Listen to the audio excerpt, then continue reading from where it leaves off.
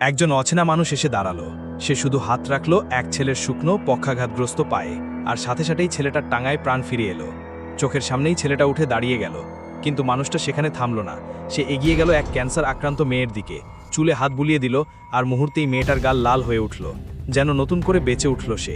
এই দৃশ্য দেখে সবাই অবাক। এমন সময় এক পোড়া মহিলা এগিয়ে এলো। সে কাঁদতে কাঁদতে নিজের জ্বলে যাওয়া শরীরটা দেখালো।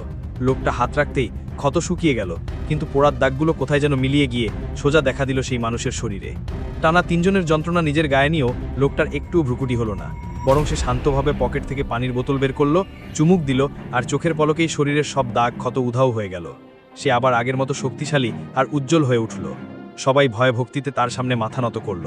লোকটা গর্ব করে চারপাশে তাকিয়ে রইল, যেন কোনো রাজার সিংহাসনে বসে আছে। কিন্তু আসল সত্যিটা আরও অদ্ভুত। এই ক্ষমতা কোনো সাধারণ মানুষের না, বরং এক অজানা জগৎ থেকে আসা।